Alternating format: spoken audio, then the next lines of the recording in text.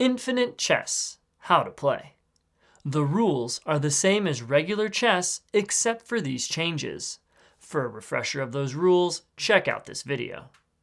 Lay out the board and set up the pieces on opposing ends of the infinity loops. From the center out, the rear rank pieces are arranged in this order: rook, knight, bishop, then queen and king, with the queen on its matching color. Place pawns surrounding these pieces.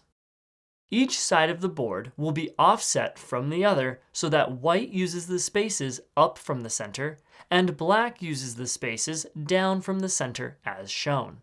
Even though some of the spaces are bigger, only one piece is allowed to occupy a space at a time.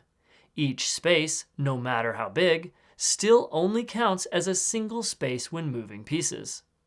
All pieces move the same as regular chess with these added distinctions.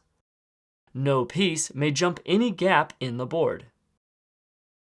Pawns always move toward their enemy's side of the board.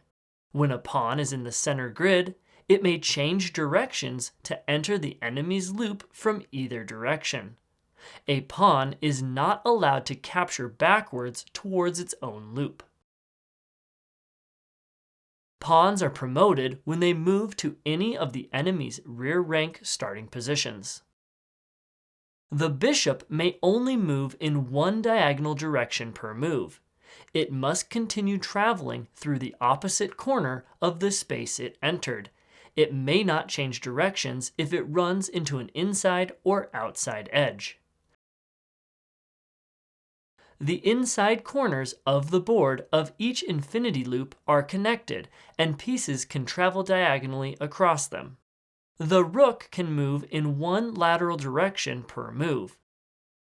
You are allowed to castle by moving your king towards the rook 2 spaces and the rook to the opposite side of the king. Queens utilize the same movement distinction of the rook and bishop combined. All other rules of chess that are not specifically addressed remain unchanged and must be followed.